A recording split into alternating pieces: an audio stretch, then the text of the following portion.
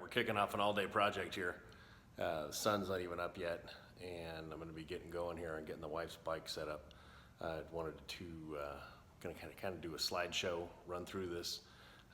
Today we're doing 10-inch apes for her.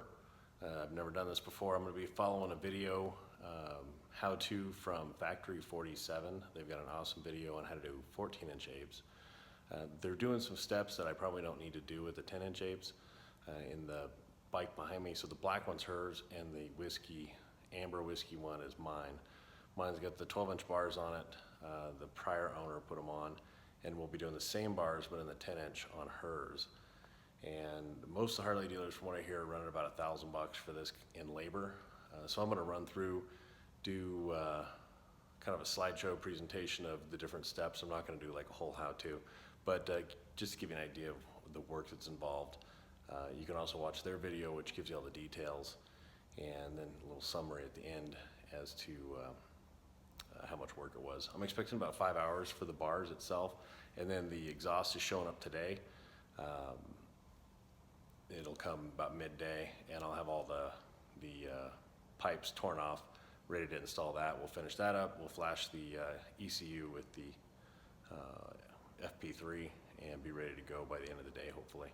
So I'll give you a quick rundown on what the differences are here with the Street Glide and what the issues are with getting into the bars. So with the fairing on the Street Glide, it's totally encased the bars, so you can't get to any of the bars without removing the fairing. There is a process in which you can go through, break down most of the fairing, lift it, bring it out at a 45-degree angle to make adjustments to your bars, tighten things down. But if you're going to do a full overhaul for apes, according to the Factory 47 video, they've got a way of extending all of your electrical wires to make them easily accessible for longer bars. That may not be necessary for the 10-inch, but I'm gonna go ahead and do them the way that they show in the video, at least for the bars, so that I don't have to remove the fairing completely in the future if she decides to go for or at least for the electrical connections. That way I don't have to remove the entire fairing in the future if she decides to go to 12-inch bars for some reason. So as you can see here, you've got to pull all this lower dash section off. You pull the blinkers off. The tank will get out of the way just for protection's sake. I don't think I would necessarily need to access all the cables underneath for the brake lines that go down to the ABS. But in their video, they show how they reroute some of the brake lines.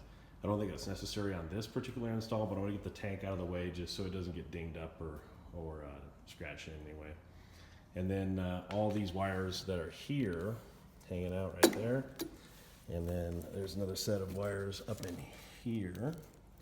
These all get routed through the new bars, and I'm installing heated grips at the same time. So the heated grips are from Harley. They are stupid expensive. Their fit and finish is moderately poor. If you look at where the glue is here, it's just kind of shitty looking. And that is a $269 set of grips, and you've got goobery glue on it. We're also going to do a modification. Harley, for some reason, makes this wire here, run outside the controls on the bars, and it's made to run down outside the bars. We're going to do a modification on this with a Dremel to route it up inside the controls, and then get it inside the bars. If we do that correctly, what we end up with is a setup like mine. Here's the 12-inch bars. You've got all the wiring going inside the controls, inside the bars, and down into here. And then you've just got the hydraulic lines that are sitting out, but no electrical that's outside. These are not heated grips, but are the exact same grips. Unfortunately, I'm going to be overhauling those at some point because I want heated grips on the bike. So I basically have to do the full install of the bars to get down to the point at which I can run the wires for the heated grips, which will be a total pain in the ass again, but I'll be doing that as the second install since I'm doing this one today. So that's it for now. We'll flash you through some pictures here shortly, and hopefully it goes well. I'll let you know what the end product is at the end. All right, before I get going, let me show you how I set these things up to work on. I got a tire chock, and you can get any brand pretty much. This one is aluminum. It's easy to move around. It's adjustable for different tire sizes. It's been the same for the last 4 bikes. So as far as the setting goes, just drop it in there, drive it on, and it's pretty stable. What I like to use is a jack. It's like a platform jack, and you can go anywhere where the frame rails are flat. And even if I'm just working on the fairing today, like I'm going to be working on the bars and all that stuff, I'll go ahead and jack the frame to stabilize the bike. And what I found is really sweet for this kind of jack is using an impact driver like this guy. I had an older one that had old ass NiCad batteries that were chargeable or something. So I picked this guy up at Home Depot, pretty cheap. And you just put on the socket, put it up to your jack, make sure you go in the right direction.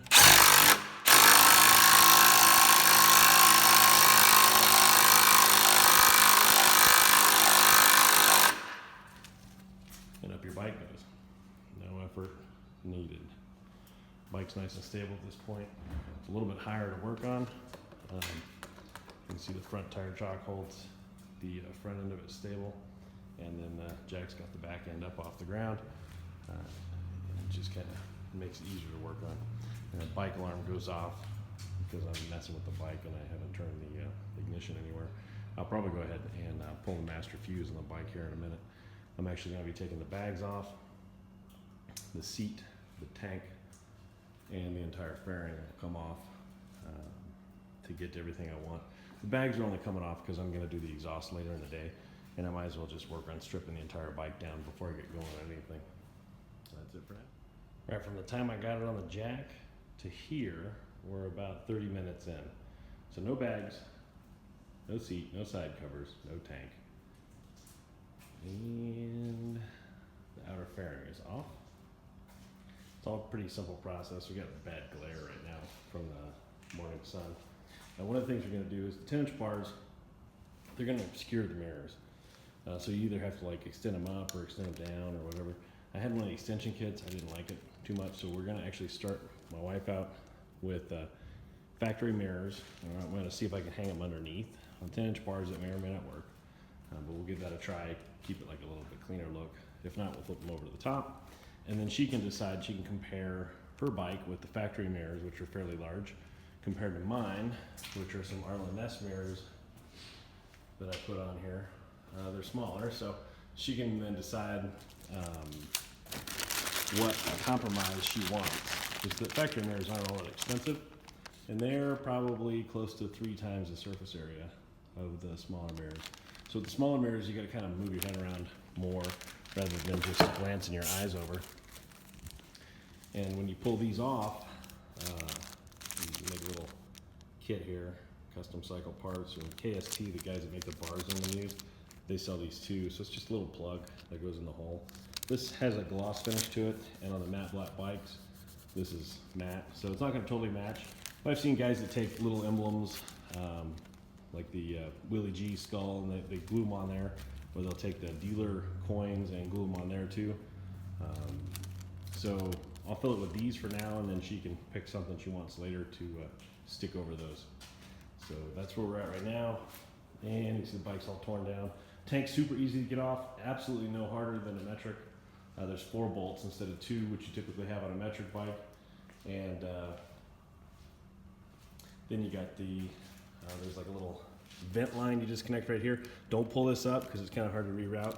This is the overflow tube here. Yeah, I don't have another picture. There we go. It's the overflow tube here that if you overflow your up to the filler neck, it'll vent down here and go to the ground. And then there's another vent tube that runs down this side and then along your ABS stuff over here. It's just one zip tie that holds it, so it's no big deal. Actually, ABS stuff right here. So it's just one zip tie, it's no big deal, you can reroute it. And then the fuel line is right there. Super easy, quick disconnect. You just push up on the collar, pop this down, take your 4 bolts out, lift your tank off. And then the guys that did that awesome video on the bars, Factory 47, they talked about having some extra tables and protecting your paint and stuff.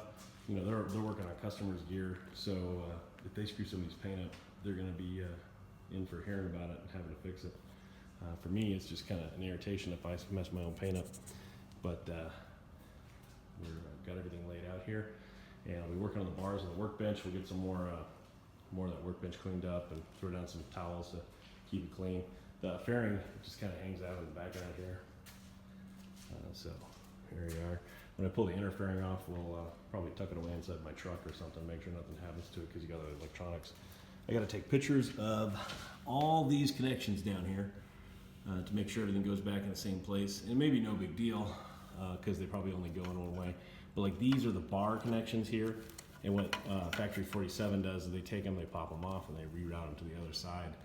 It totally makes sense because then you're pulling it off the back side instead of the front. That gives you more room to run all your wires, and should make the install a little bit easier to do.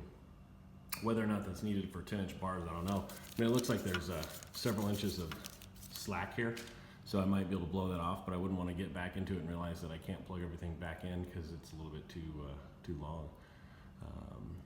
So that's it for now. That's your street glide all stripped down, right down to the bars.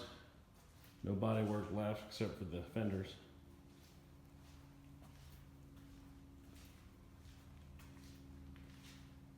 That fairing itself is probably another 20 minutes worth of work to get off, not too bad.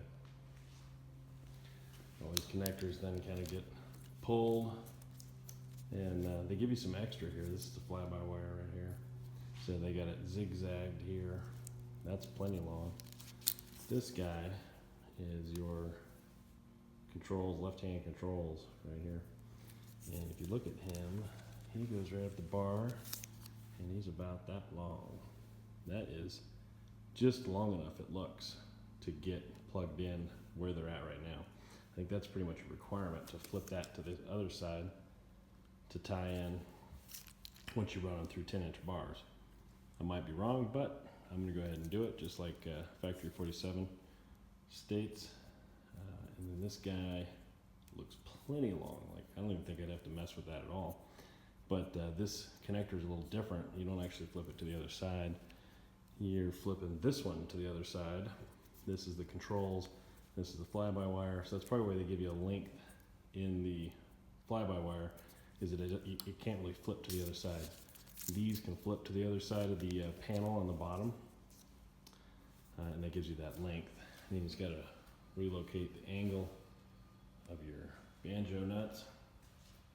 And then I got a heavy-duty clamp that I'll show a little bit later and explain why. So that's what I got for now. Before I moved on, I wanted to point out a point of contention with some of these Harley bikes when you compare them to other options. I think I mentioned that I was looking at Indian bikes in a prior video, and my buddy's got an Indian Dark Horse, and just in comparison, these bars to me look like Harley just kind of puts the cheapest bars they can find on the bike, sticks them on there, and just assumes that you're gonna replace them because they suck.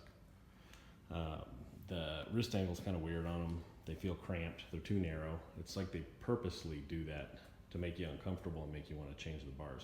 In contrast, my buddy's Dark Horse, instead of having 1-inch bars, he's got like 1 1/4 or 1.5 inch black bars. Really nice. The angle's good on them. Like, you'd have no reason to change them unless you really wanted apes. Whereas these bars, I think, kind of force you to go pick a different bar because they're so bad. I can't imagine that many people stick with them, but maybe they do, and that's just me. But that just a weird thing that I think Harley does is kind of set you up to have to spend some money or have to overhaul your bike in some manner, which seems like a silly thing to do. That's it. All right, we're looking at the inner fairing flipped upside down on the workbench here. So you go through a little procedure shown in that Factory 47 video where you pop this guy out. All the wiring stuff is in here. All your clips, oh, here we go. All your clips were facing this way. You pop them out, remove them from the zip ties here. Flip these guys over so they are going the other direction. This gives you, instead of being here, they're here. We're looking at like at least 10 inches of length gained in the wires, because now these can actually suck up inside the bars if you had like 14-inch bars, which is what they show occurring on their video. And then the rest of this stays intact. You put a couple zip ties back in, and then you just reinstall this guy just like that. It's a pretty simple operation. All right, here's that completed grip install with the wires run inside the controls so you can get them into the bars. It turned out super clean. That wasn't that much work. What was a lot of work was getting all these wires through the bars. Both the sides had their own challenges because I was running heated grips through the left side, and then you're running multiple harnesses through the right side because of the fly-by-wire and the factory heated grip wiring. The whole thing was just what nightmares are made of, but it worked out okay. It was a couple hours worth of work trying to get those routed. All right, it's the next day. I spent 12 hours working on these bars. It might have been the most miserable experience working on a motorcycle I've ever had. If I was just doing the bars, I probably could have done them in 3 or 4 hours. But I was doing heated grips, and that proved to be something else. The color is going to be all weird in this video because we don't have any natural light. It's 4 a.m. I'm going to get back to working on this thing because I got the exhaust to do today as well. So let me show you what I do with the heated grips. Harley makes these stupid things with a wire that comes out right here, and it's supposed to externally run somehow around your connectors and down your bar or whatever. So there's some tricks online where you can grind out the inside of the housing here and the grip itself on the inside and then route it through the bars. That was part of the problem because now you're running 3 wire harnesses through this bar and you're trying to make this turn with your fish. And these wire harnesses aren't small by any means. So that took a serious amount of time. And then on the other side, you've got the fly-by-wire harness from out here. You've got the harness from here. So you've got 2 harnesses and they've got multiple connectors on them that you got to tear apart.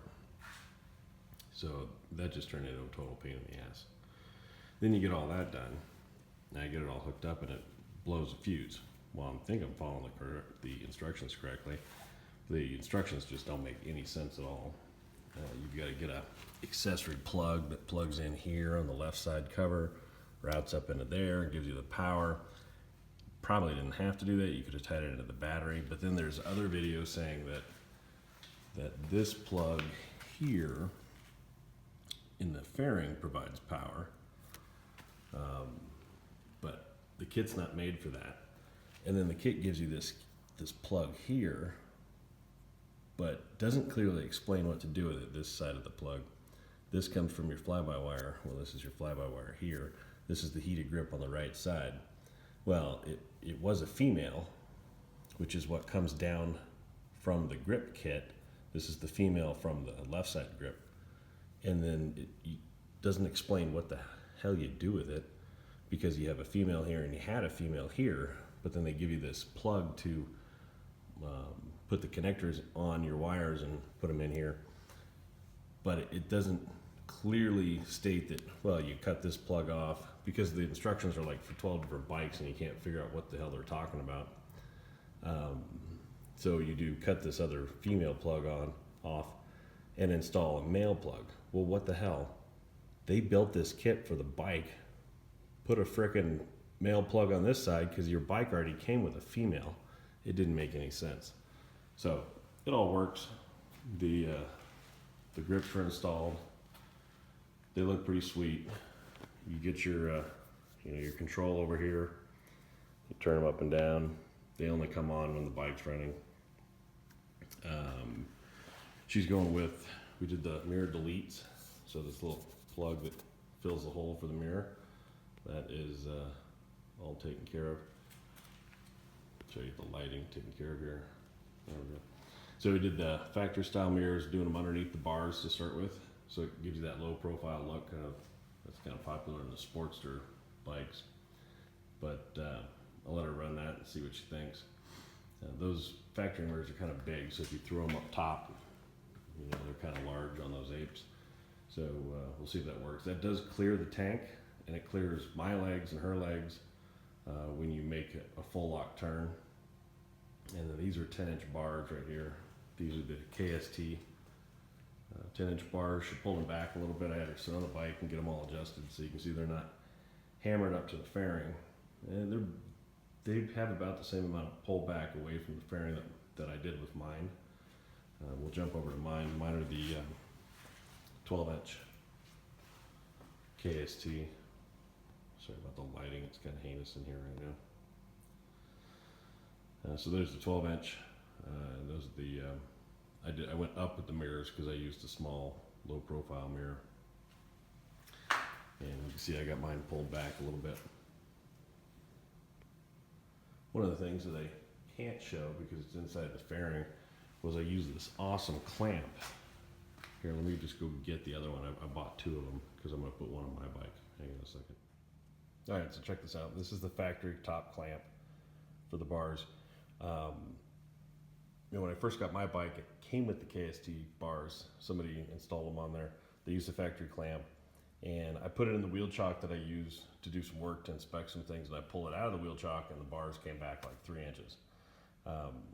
So I had to pull it all apart and check the bolts. Well, this might have worked fine, except for this bolt was hand tight, and like this one was loose. So I got online, started looking at the other options, and came up with this from Hill Country Custom Cycle, I think it is. And this is billet. I don't know what the strength difference is. In my past, I would say that a forged product, like if this is a cast forged product, it would be stronger than billet. And it's pretty heavy, but when you really crank it down, like I cranked it down stupid hard, you could see these ears are bending on the factory one. This guy fits super tight. They did this inside diameter here smaller, so it really seats down hard on the bars, and then it's thicker, and then you get these set screws to run into your bars to help hold it tighter. Now, I can't imagine that the bars are going to move with this thing mounted on it. This is the one for my bike if I ever break it down. I ordered heated grips for mine, but after that horrific experience yesterday, I don't know if I want to sit and do that again anytime soon. I got to wait till the memory wears off. But yeah, this is what's on her bike. That's pretty sick. Got to just get the fairing back on now. Once the fairing's on, I think we're pretty much done with the bar install. Everything worked. I didn't jack up any of the wires, dragging them through. This side of the bars was a nightmare. There's something up here that's catching more than the left side. The left side pulled through pretty easy. And the fly-by-wire was, the connector on it was a pain in the ass to deal with. There's all kinds of issues there, but it's all set, should work. And then her exhaust showed up today, or yesterday. So we got they call it the Slimline Dual Header, 4-inch mufflers, and she's going with the flat black. She wanted to black out the bike some. So got her well, it's not flat black. She got the Armlin S intake in black, and offset that color with the metal mesh filter rather than like the paint K&N filter. All right, that's the update so far. I'll probably show it off here when I get the exhaust done and just kind of do a final shot on things. All right, first start up with the new exhaust. Rinehart Slimline Duals, 4-inch Rinehart pipes.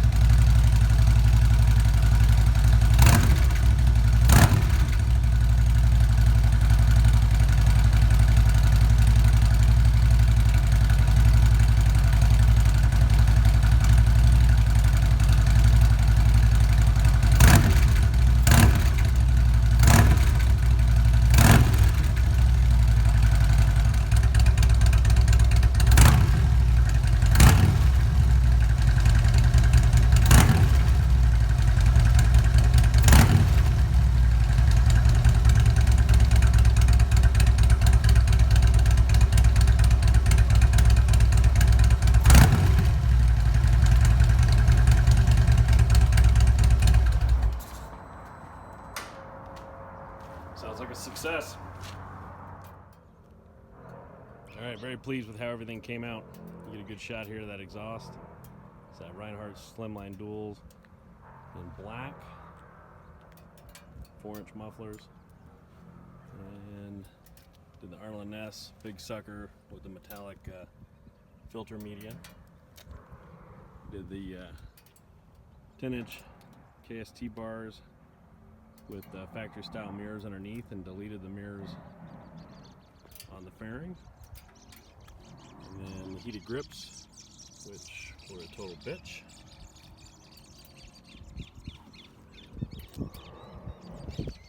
Up front we tossed in a Memphis Shades windshield, a little bit of windshield trim.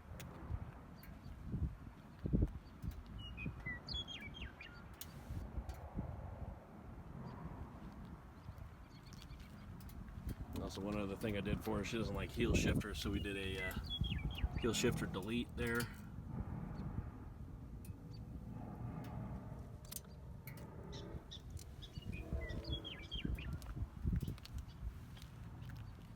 Shot those 4-inch mufflers with the black tips.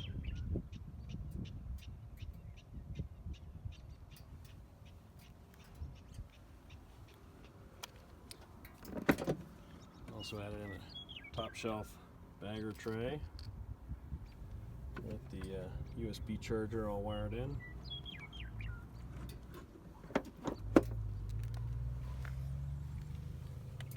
Laser cut logo looks nice on there. I got the same pipes on my bike, but chrome.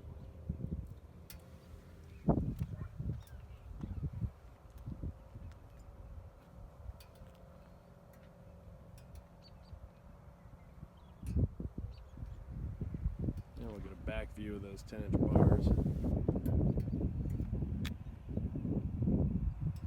She did get on the bike last night and size them up. Requested about that much pullback. They're actually right on for me as well.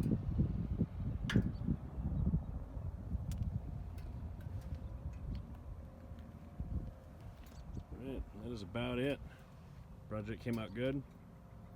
We'll see if she wants anything else done to it before we start hitting some trips in May. Thanks for watching.